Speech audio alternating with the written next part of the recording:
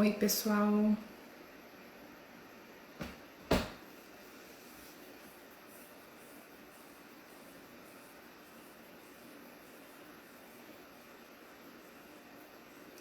Olá, meu nome é Renata Eri, eu sou neuropsicopedagoga e na live de hoje eu vou falar para você quais são os pré-requisitos que uma criança tem que ter para ela ser alfabetizada. Então, olha só que legal. Uma criança para ser alfabetizada, ela tem que ter sido preparada na educação infantil. O que é que ela tem que saber para poder alfabetizar?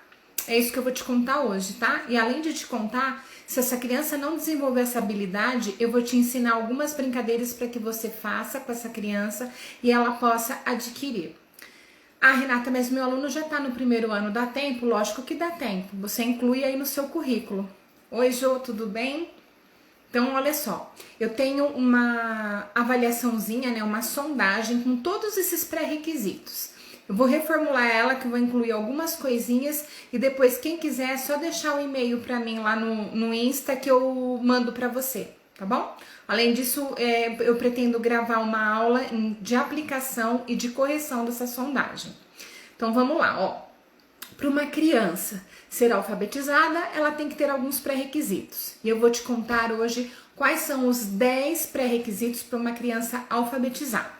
O primeiro deles é o esquema corporal, tá? Ele refere-se à noção de conhecimento do corpo, né? Ele é uma base estável, é a noção do próprio corpo, da consciência corporal, ok? A criança, ela começa a se desenhar, a desenhar a imagem, né, humana a partir dos 3 anos. Como ela desenha isso? Geralmente ela desenha a cabeça e da cabeça ela coloca ali 2 braços e 2 perninhas, tá? Que é o que a gente chama de forma de girino. Muitas vezes já pode aparecer olhos, nariz e boca. Uma criança de 5 anos, ou seja, ela está no pré, o que ela tem que saber? Ela tem que saber que pelo menos 5 partes do corpo humano tem que aparecer. Cabeça, tronco e membros. Então, vai desenhar a cabeça, o corpo, os 2 braços e as 2 pernas. Algumas crianças conseguem colocar detalhe a mais, conseguem colocar os olhos, o nariz, a boca, as mãos e os pés. Se a sua criança tem 5 anos e não desenha assim ainda, ela é sinal de que ela está em atraso, tá? Então, o que você pode fazer para desenvolver essa habilidade? Brincadeira com bonecos, né, bonecas. Então, você pede para essa criança te mostrar qual é a cabeça, quais são os olhos, nariz, boca, os braços, as pernas, para ela ter consciência de que o ser humano é feito dessas partes, tá? Montagem de quebra-cabeça. Você pega uma figura humana, você recorta as partes e pede para essa criança colar, né? Montando cabeça, tronco e membros. Além disso, você pode pedir para ela desenhar uma silhueta. Então, a professora trabalha muito com isso, né? Aquele papel craft, que é aquele papel marrom, você põe no chão e uma criança pode desenhar o contorno da outra. Então, ela tem noção do esquema corporal aí. Observação na frente do espelho. Então, você pode pôr a criança de frente para o espelho e ela começa a observar as partes, né? Então, você pode fazer sinais, você pode mandar abanar a mão e pedir para ela abanar a mão, levantar um braço, fazer uma careta e essa criança começa, por imitação, a entender essa consciência corporal, tá bom? Apresentar figuras do corpo humano e pedir para ela completar. Então, você coloca lá um desenho, por exemplo, faltando a cabeça. Então, ela vai desenhar a cabeça, os olhos, o nariz, a boca, orelhas, cabelo. Você pode ensinar tudo isso para a criança. Ou, você põe um desenho que só tem metade do corpo e aí a outra metade essa criança desenha. Lateralidade. Então, lateralidade, saber o que é direita, o que é esquerda, né? Em cima, embaixo. Por quê? No português, gente, nós escrevemos de cima para baixo, da esquerda para a direita. E tem letras que são parecidas. Então, a lateralidade ela é muito importante aí na educação infantil. Então, isso tem que ser trabalhado, tá? É uma noção primordial para evitar a escrita espelhada. Então, por exemplo, a criança confunde B e D, né? Principalmente se for a minúscula de imprensa. Por quê? Ela é feita de haste e semicírculo. Então, é muito fácil para o cérebro dessa criança confundir. Então, a gente faz o quê? Trabalha a lateralidade. Como a gente pode brincar, né? Utilizando a lateralidade, seguir caminhos e percursos. Então você faz um percurso lá. Na escola a gente sempre tem bambolê, então você põe uns bambolês para a criança pular dentro. Depois você pode pôr uma cadeira para ela passar por baixo. Pode colocar uma corda para ela caminhar em cima. Você pode pôr 2 cadeiras para ela passar por cima dessa cadeira. Tá? Então você faz aí um percurso com alguns obstáculos. Andar em cima da muretinha aí do tanque de areia, né? São atividades que são bem legais e vão trabalhar a lateralidade aí. Brincar de espelho com um amigo. Agora não é a criança na frente do espelho, é uma criança de frente para outra. Então uma levanta o braço, ela tem que estar de frente e levantar o mesmo braço que essa criança levantou, tá? Não é o oposto, é aquele que bate com o mesmo lado. Então, se ela fizer uma careta, faz uma careta. Se ela levantou uma perna, faz uma perna, levanta a perna. E aí depois você troca. A criança que estava sendo comandada é a que vai dar o comando e a outra criança vai imitar. Brincar de caça ao tesouro. Eles amam brincar de caça ao tesouro. Dá para você brincar dentro da sala de aula em dia chuvoso, dá para você brincar no parque, então tem vários lugares que a gente consegue trabalhar essa atividade. O que você pode fazer? Você escolhe um brinquedo e você fala assim, ó, eu vou esconder esse brinquedo e vocês vão ter que procurar, tá? E aí você pode fazer por pontuação, você divide a sala em equipe A, equipe B, equipe vermelha, equipe azul. Você pode esconder mais de um objeto, tá? Pode esconder 3. Às vezes, por exemplo, você tem, sei lá, 30 alunos. Você pode esconder metade, você pode esconder 15 e coloca as crianças para procurarem, tá? Se for um só, você pode brincar daquela brincadeira do tá quente, tá frio. Então a criança tá se aproximando do objeto, ó, tá quente. Ela se afasta, você fala, ah, tá frio. Antes estava quente, ó, onde você tava? E você vai dando noção para essa criança. E dá para você brincar também de cabra cega. Então tem que ser um espaço menor, você esconde esse objeto num lugar mais fácil, você vai tampar o olho da criança com uma faixa, aí você vai dar com ela 3 voltinhas e você fala, pode procurar. Geralmente a gente põe no chão que é para não ter perigo de acidente, tá? Então você esconde aí atrás de uma cadeira, de uma mesinha e a criança vai tateando e aí você fala, tá quente, tá frio, né, quando estiver se aproximando do objeto ou estiver ficando longe. Você pode brincar também, mandar, né? Então fala assim, ó, seu mestre mandou, então levanta a perna direita, todo mundo vai levantar a perna direita. Agora nós vamos bater palma, 3 palminhas, dá uma voltinha, pula igual pipoca. Então a criança está trabalhando com instrução, ok? Orientação espacial, né? É a habilidade de relacionar a posição de um objeto e também de si próprio no espaço. Essa habilidade, ela é um pouquinho mais difícil. Quando você vira para a criança e fala assim, ó, toca meu ombro direito, toca minha perna esquerda. A criança geralmente confunde, tá? Isso não foi trabalhado. Então você trabalha o esquema corporal de lateralidade com ela e depois você trabalha esse esquema no outro. Então uma criança tocando a outra. Ó, você vai tocar na orelha direita do seu amigo. Agora você vai tocar atrás da cabeça. Então você vai dando essas noções, ok? Essa é uma noção necessária para ordenar as letras dentro de uma palavra, ou seja, a sequência, tá bom? E na hora também da criança locomover os olhos, né? Então, no português, da esquerda para a direita, de cima para baixo.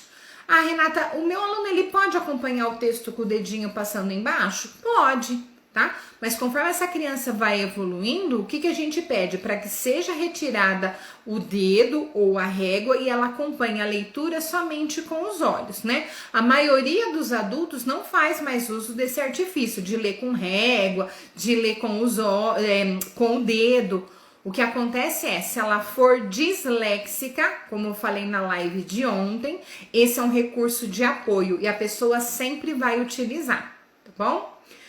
Brincadeiras e jogos de labirinto, né? Eles amam esse tipo de brincadeira. Então você pode pôr vários obstáculos, né? E aí a criança ir percorrendo até chegar à ponta desse labirinto. Associação de dentro, fora, em cima, embaixo, né? Tem aquela brincadeira que a gente brincava antigamente, que era do morto-vivo, né? As pessoas hoje dão outros nomes, mas, vivo, a criança fica em pé, morto, a criança fica agachada, né? Então você pode falar em cima, embaixo. Então em cima, todo mundo em cima. Embaixo, todo mundo agachado. E você pode fazer uma competição aí, né? Você engana. Então você fala em cima, ela fica em pé. Aí você repete o comando em cima. Se ela tentar abaixar, então ela sai da brincadeira até sobrar uma criança. Desenhar apenas dentro ou fora de um determinado limite. Então o que você faz? Você faz círculos e você pede para ela fazer desenhos. Então desenhe um círculo ou uma bola dentro do círculo. Ela vai desenhar. Desenhe uma estrela fora do círculo. Você consegue fazer isso no papel e você consegue também fazer isso com giz brincando no chão. É uma atividade bem legal. E dá para você também separar as crianças, né? Então, Maria dentro do círculo, João fora do círculo. E você vai alternando aí. Dá para brincar todo mundo junto também, né? Você pode fazer vários círculos e colocar 5 crianças dentro de cada um. Então você fala dentro, todo mundo dentro. Fora, todo mundo fora. Aí você começa a enganar. Fora! E eles têm a tendência a ir para dentro, tá? Dá assim uma brincadeira divertida que rende boas risadas.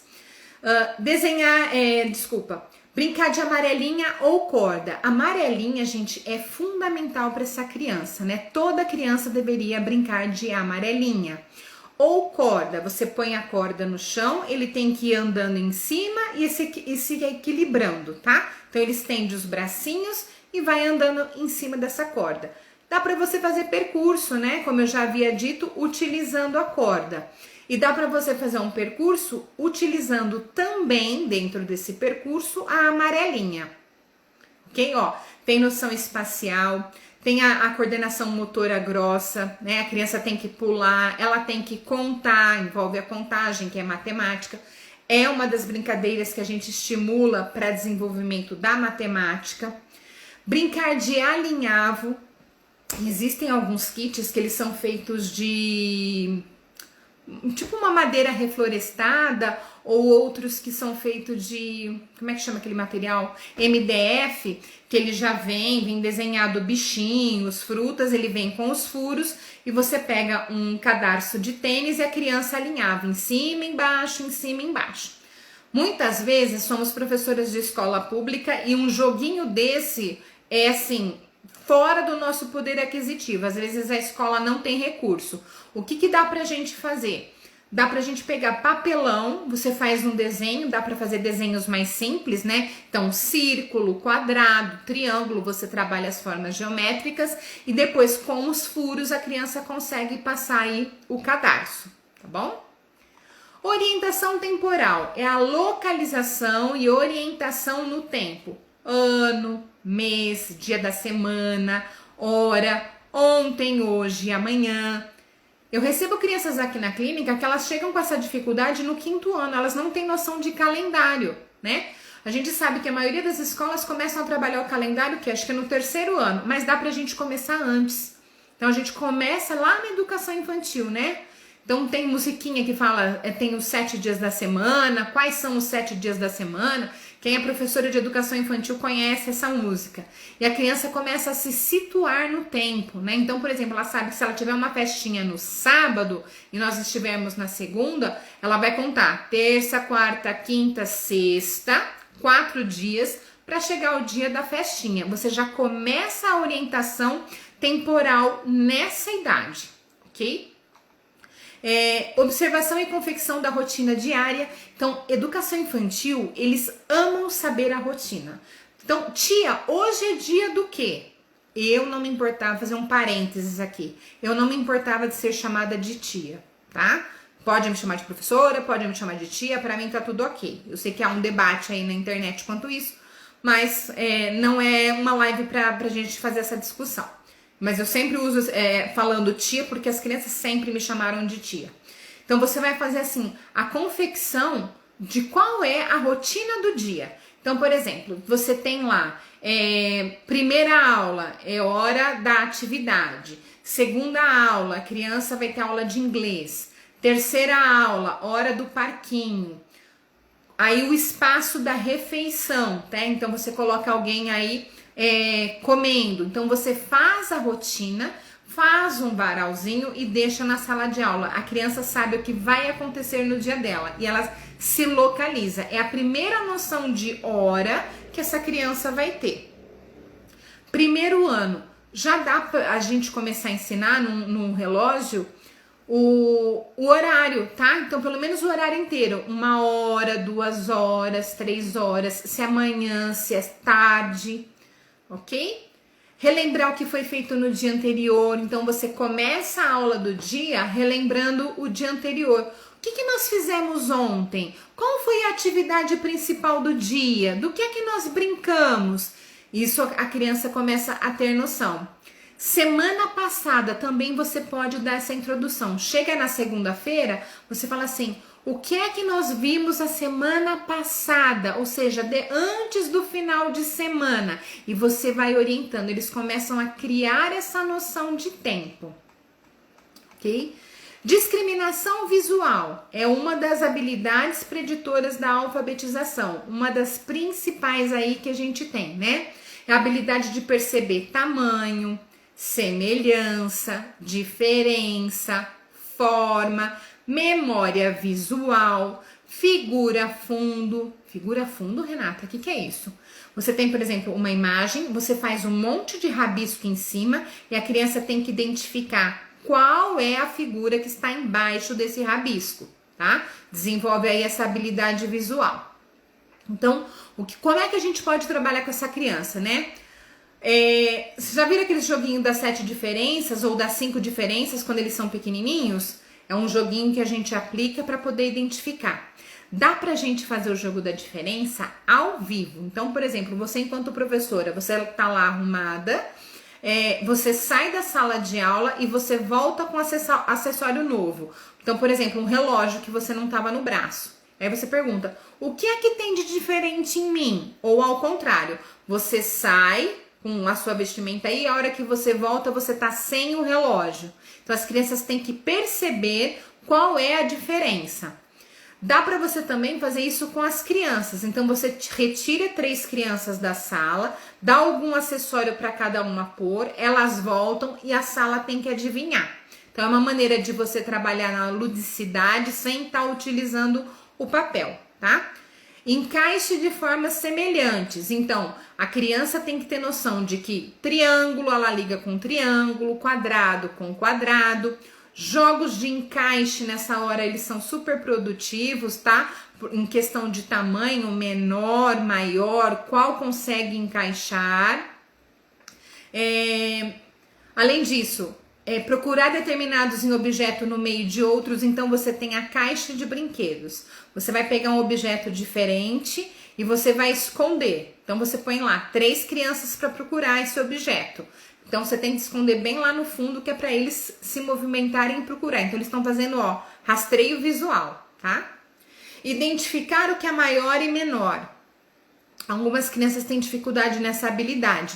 Então, eu gosto muito de trabalhar com os blocos lógicos, né? Porque além do tamanho, né, que vem as formas geométricas, tem o grande, tem o pequeno e tem a espessura também, né? O grosso e o fino. Dá para você fazer correlação aí. Então, um joguinho por mesa dá super certo. Sequenciar peças de acordo com cores ou modelos. Essa brincadeira ela é bem legal. O que você faz? Você vai pegar lá, sei lá, 3 bolinhas e vai pôr na sequência verde, amarela, vermelha. Vai pedir para eles memorizarem. Se eles tiverem pecinhas para fazer isso, eles vão reproduzir na mesinha. Se eles não tiverem, você retira as bolinhas e pergunta: qual eram as cores? Qual é a sequência? Vermelho, verde, amarelo. Dá para você fazer inclusão. Então, você tem 3 bolinhas e você acrescenta uma outra de uma cor diferente. Por exemplo, a azul.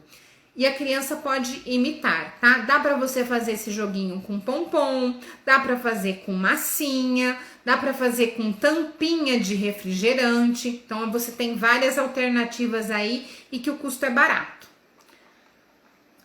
Além disso, ó, discriminação auditiva. Uma brincadeira que é muito legal, né? É você fazer um barulho e as crianças terem que imitar na sala de aula. Então, ó, a discriminação, né, diferenciação de sons, inclui a memória auditiva, tá? Então, você utiliza bingo para associar som a respectivos emissores, seja som de animal, de objeto, né? Uma sequência de modelo para repetir. Então, por que é importante a discriminação auditiva? Porque quando ela estiver na alfabetização, você vai fazer sons que são correspondentes às letras e ela tem que diferenciar, ok? Então, o que a gente pode fazer aí para brincar com essas crianças?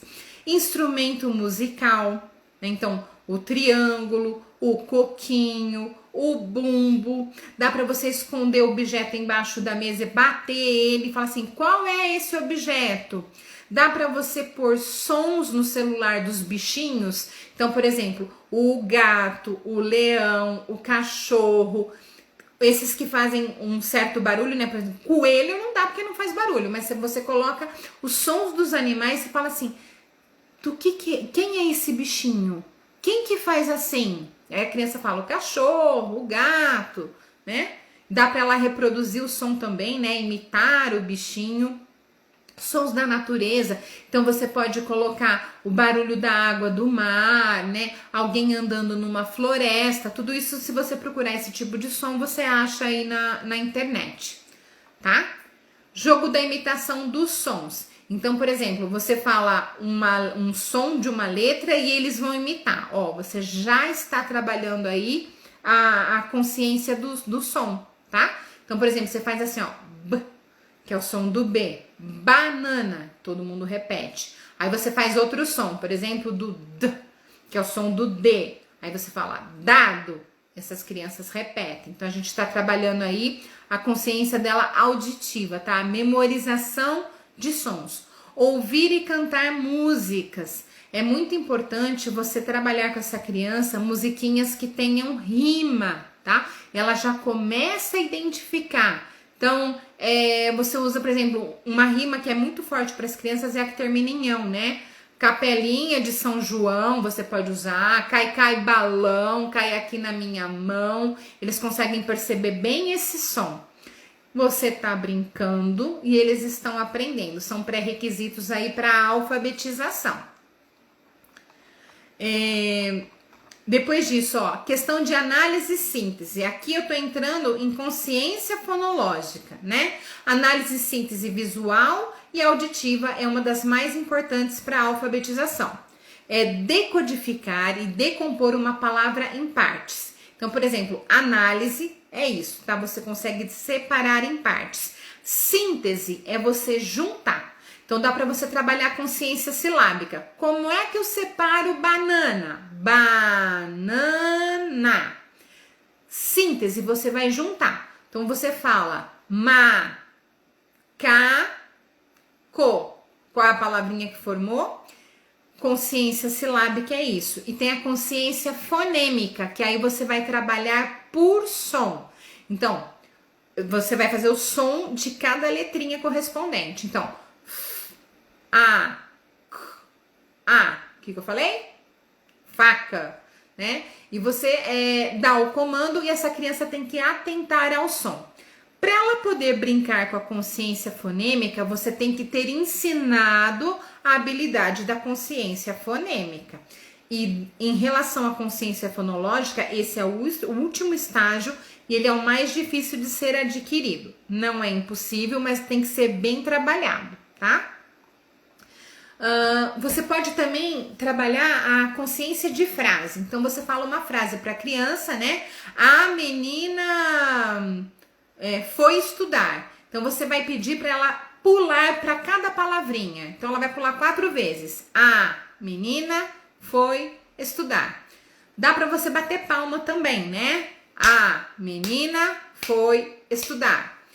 Além disso, você consegue separar por palitos, né? Pode ser palito de sorvete, pode ser por bolinha de massinha, que mais? Pode ser contando nos dedinhos, batendo ele na mesa, tá bom? Linguagem oral é uma habilidade essencial, né, para a alfabetização. A linguagem ela se dá mentalmente para depois ela ocorrer oralmente, né? Essa habilidade depende de outras, como a habilidade auditiva e da articulação. Então, como eu trabalho linguagem com a minha criança? Contando historinha. Você tem que contar história, gente, todo santo dia. E a gente sabe que as escolas têm vários livrinhos. Se a história for muito longa, você pode fazer uma adaptação e resumir. Mas o interessante é que você conte a história todo dia. Como eu já falei em algumas outras lives, quem me acompanha sabe, dá pra gente fazer história com emoção ou sem emoção. As minhas crianças sempre gostaram de historinha com emoção. Eu mudo a voz, eu faço barulho, eu faço eles gritarem junto comigo. Então o lobo chegou e a sala inteira grita, eles amam. E eles prestam muito mais atenção. É diferente do que você só mostrar o livro e contar no mesmo ritmo a historinha inteira. Você aproveita e trabalha vocabulário que é desconhecido para essa criança. Apareceu uma palavra diferente aí. Trabalho. O que significa isso? Se a gente está no primeiro ano, já dá para você introduzir aí o dicionário. Vamos procurar no dicionário? Aí você vai ampliando essa aula. Essa aula ela rende muito. Contou a historinha, as crianças vão ter que recontar. Uma dica, depois que elas recontaram oralmente, você pode falar assim, e se a gente mudasse o final dessa historinha? Como ela ficaria? E aí vai a imaginação e a criação aí de cada criança, tá? Saem historinhas às vezes assim, surpreendentes. Às vezes eles misturam uma historinha com outra, né? Às vezes eles criam um próprio final. Então, eu tô estimulando o quê? A linguagem, tá? Descrever objetos. Então, você pega lá, sei lá, um copo. Esse copo ele tem duas cores, é um copo alto, ele serve para beber água, ele serve para beber leite. Então você faz essa criança fazer a discriminação visual. Tem um escrito aqui, ó, que ele é pretinho, um outro embaixo tá escrito em verde. Contar, fazer roda de conversa, né? Pergunta para a criança como foi o final de semana dela, deixa ela explorar. Tem uns que não vão se interessar, mas tem os que vão se interessar em contar. Toda criança gosta de falar da vida dela. Pergunta, qual foi o almoço de domingo? O que você comeu em casa no domingo? Né? Roda de conversa também é fundamental. Cantar, né? Como eu já falei. Repetir frases. Tem uma brincadeira que eu gosto muito, que é assim, ó. Eu fui ao mercado comprar manteiga. A outra criança tem que repetir e acrescentar um ingrediente. Eu fui ao mercado comprar manteiga e leite. A outra criança acrescenta. Oi, Fari. Eu fui ao mercado comprar manteiga, leite e pão. Então, olha só, ela vai ter que guardar na memória a sequência das coisas que ela foi comprar no mercado e ela vai ter que acrescentar um item. Eles amam brincar assim. Então, por exemplo, tá lá na hora de ir embora, falta 10 minutinhos, você não tem mais o que fazer, todo mundo já arruma a mochila, faz essa brincadeira, ela é super produtiva, né? Dá pra você fazer só com fruta, dá pra você perguntar o que tem na escola. Então, vamos lá, gente. O que tem na escola? Na minha escola tem lousa, na minha escola tem lousa e livro. Vai embora. Recitar parlendas, né? Trava-línguas. É um ótimo exercício recitar trava-língua com as crianças. Você já consegue perceber aí se tem alguma que tem dificuldade na hora da pronúncia. Dá para você ficar em estado de alerta, falar, opa, essa daqui não produz tal som ainda. Aos 6 anos, a criança é capaz de reproduzir todos os sons já, até os mais difíceis, né? No caso de planta, cresceu, esses aí que são os finaizinhos, prato, né? Que são as sílabas complexas, são as que mais tem probleminha aí. imitar determinados sons e falas. Então, o que dá para você fazer? Dá para você fazer um jogral com essa criança, né? Então, você pega lá uma poesia e cada uma vai memorizar uma frase e falar. Memorização é muito importante para a alfabetização. Você deve trabalhar a memorização. Eu, quando trabalhava com o primeiro ano, eu sempre escolhi uma poesia e eu repeti essa poesia até a sala toda ter memorizado, tá? Por quê? A memorização, gente, é a base da alfabetização. Essa criança, ela tem que memorizar a letra, ela tem que memorizar o som correspondente, ela tem que memorizar palavras. Então, quando a gente trabalha a memorização, na alfabetização só vai ter reflexo positivo, tá? Coordenação visomotora. Então, o que essa criança tem que ter? Coordenação olho-mão. Presta atenção como o seu aluno escreve. Vê se ele põe a mão em cima do que ele está escrevendo, tá? É muito importante isso. Outra coisa, tem crianças que falam assim, ele não consegue copiar da lousa. Às vezes é uma criança ainda que está imatura e realmente, principalmente se ele tiver TDAH, tá? Que é o déficit de atenção, hiperatividade. Então ele olha lá na lousa, a hora que ele vem do trajeto para passar para o caderno, no meio ele já esqueceu. Ou ele escreve errado, ou ele não escreve, ou ele não dá conta de copiar da lousa.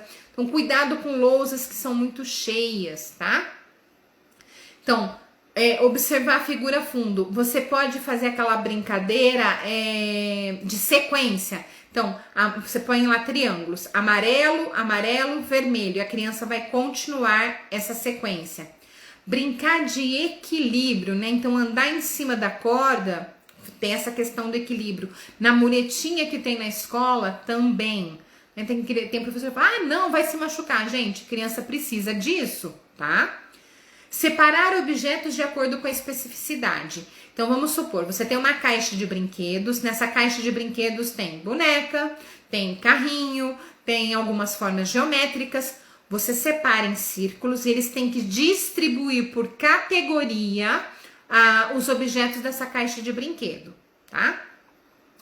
Brincar com massinha é fundamental. Você pode pedir para eles fazerem determinado objeto, então fala assim, você vai pegar a massinha, faz uma bolinha. Vamos tentar fazer um quadrado? Eles olham para você e falam assim, tia, vou fazer um quadrado com a massinha? E aí você ensina que apertando os lados dessa bolinha é possível fazer um quadrado. Vamos fazer um triângulo, vamos fazer uma cobrinha, né? E além de trabalhar a parte tátil deles, né? A parte sinestésica, que é do movimento, coordenação motora fina. Então, isso também aí está incluído na questão visomotora, tá? Desenhar na areia, uma das coisas que o método multissensorial eficiente fala é você dá uma caixa de areia, pouquinha areia, não é muita, de preferência de 2 cores para formar um contraste, e você dá as letrinhas para essa criança fazer o contorno com o dedinho, tá? Então, olha só a habilidade que você está trabalhando. É visual, é motora, tá? E a sinestésica, que é no movimento. Além disso, você tem que pedir para a criança falar. Então, é auditiva. Trabalha aí as nossas 4 habilidades da alfabetização multissensorial. Então, é um exercício muito importante, tá? Dá para você dar giz para eles rabiscarem a parede da escola, se tiver pintado com aquela tinta lousa. Dá para riscar o chão, dá para você pegar pedaço de tijolo, deixa eles desenharem, né? Jogou uma água, acabou, tá pronto para usar de novo. Você pode dar um modelo pronto e você pode dar um modelo que eles quiserem inventar, tá bom? Ritmo ele é muito importante, né? A habilidade rítmica. Então, som, fazer pausa, né? Imitar umas sequências de sons. Então, geralmente eu gosto de pegar uma caneta, as crianças pegam um lápis, você vai falar assim, ó, todo mundo em silêncio, vocês vão escutar o som e vão reproduzir o mesmo som que eu. Então, você bate lá uma vez, você bate 2, e aí você bate e muda a velocidade. Então, você vai fazer o seguinte, ó. Deu para entender? Então eu bati uma vez, dei um espacinho, bati duas, dei um espacinho e bati outra. É um exercício fácil de você trabalhar com a criança, dá para fazer com todo mundo, basta um lápis, ok? Utilizar jogo de sequência sonora aí, né? Então você pode pegar, bate palma, aí depois você fala, ah! Aí você espirra, tim! E a criança tem que memorizar a sequência e reproduzir. Dançar, olha só, consciência corporal, dançar é muito importante. Existem algumas musiquinhas que dão comandos, né? Então tem uma que chama, acho que é Casa do Zé, se eu não me engano. Então falar mais ou menos isso, ó, para entrar na casa do Zé tem que bater o pé, e aí a criança imita. Tem outra da Xuxa também que trabalha esse esquema corporal, falando partes do corpo, cabeça, ombro, joelho e pé. Então, esse tipo de música é fundamental. Memória sinestésica, que é a memória motora, a memória do movimento, né?